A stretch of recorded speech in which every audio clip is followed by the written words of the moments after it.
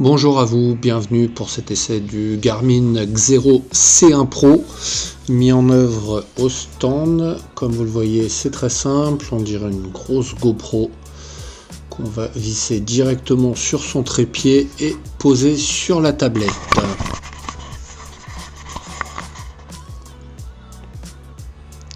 L'écran vers soi, le côté plat tourné vers les cibles.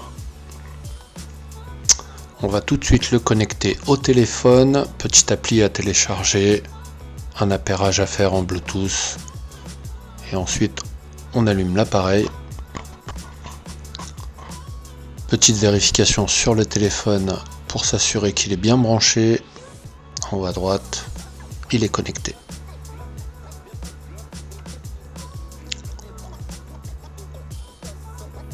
On va sélectionner une nouvelle session, le type d'arme, en l'occurrence un pistolet,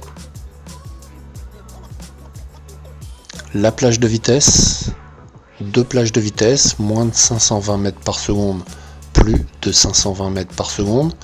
On a également la possibilité, comme vous le voyez ici, d'indiquer le poids de l'ogive.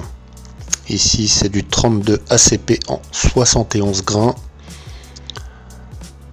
Donc ça se fait d'abord sur la colonne des centaines, ensuite les dizaines, les unités. Comme vous le voyez, on peut même préciser à 1/10 de grain près le poids de l'ogive, ce qui permet ensuite à l'appareil de calculer l'énergie cinétique en joules. Ici, une petite animation pour indiquer comment positionner l'arme par rapport à l'appareil. Plus qu'à tirer. Et comme vous allez le voir, à chaque tir est affiché la vitesse du projectile en mètres par seconde, est indiqué en dessous la moyenne, le minimum de vitesse de la série, le maximum de vitesse de la série.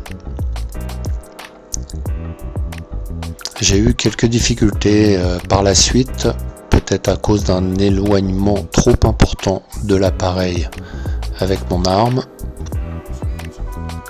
Des tests seront refaits plus tard pour savoir ce qui s'est passé précisément. Une fois la série terminée, on peut soit la mettre en pause, soit l'interrompre. Quand on l'interrompt, les données sont transférées directement sur le téléphone et consultables, transmis par Bluetooth. Même chose pour la carabine. Ici, une CZ en 22 long rifle avec des munitions MacTech 40 grains. À noter, sur le poste à ma gauche, un tireur tirait lui aussi à la carabine. Il n'y a eu aucune interférence. Aucun de ces tirs n'a été enregistré. Aucun des miens ne l'a pas été. Peut-être le sac faisait-il obstacle. En tout cas, aucun problème, ce qui n'a pas été le cas au pistolet plus tard avec le tireur d'à côté. Sans doute que l'éloignement entre mon arme et l'appareil n'était pas assez différent de l'éloignement entre son arme et l'appareil. Encore une fois, des réglages à faire.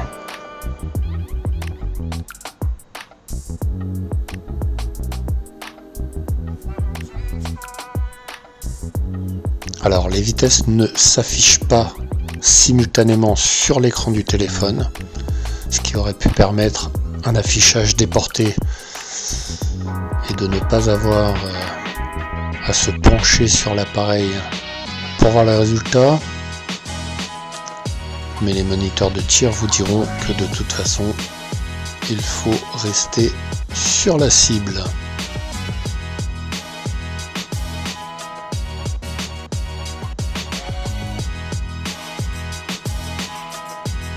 J'en profite pour remercier le stand de Créteil et ses magnifiques installations, notamment à 50 mètres.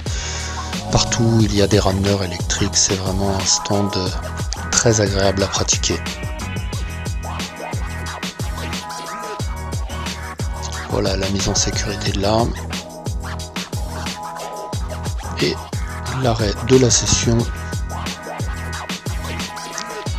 qui va permettre de récupérer toutes les données sur le téléphone.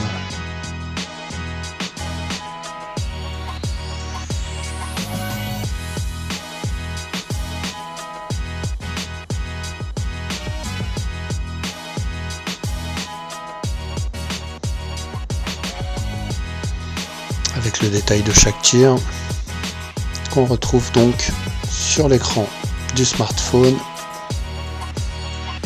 Comme vous le voyez, série de 24 coups. On va pouvoir ajouter une note à la série. Là, je vais juste préciser l'arme et un petit peu le contexte. C'est une arme qui est en rodage, mais ça peut être très utile notamment pour indiquer les munitions tirées lorsque l'on fait du rechargement, indiquer la marque de l'étui, la poudre et la dose de poudre, le poids de l'ogive, etc.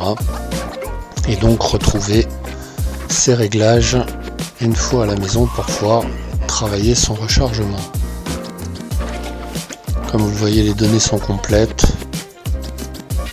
Et on peut les consulter tir par tir et faire des annotations tir par tir, exclure un tir, ajouter une note et indiquer si l'âme du canon était propre, si l'âme du canon était froide, de façon à ensuite en déduire l'incidence sur les vitesses. Vraiment un logiciel très complet, très simple à utiliser et à prendre en main. Comme vous le voyez, si on veut exclure plusieurs tirs de la série, on va pouvoir le faire également en allant intervenir directement sur la série et en retirant les tirs que l'on souhaite exclure. Et enfin, la possibilité de faire un export en format CSV qui, une fois qu'on aura récupéré le fichier, va pouvoir être ouvert et exploité par un tableur. N'étant pas très original de mon côté, j'utilise Excel de Microsoft. Voilà. À partir de là, on peut faire toutes les manipulations qu'on peut imaginer sous Excel.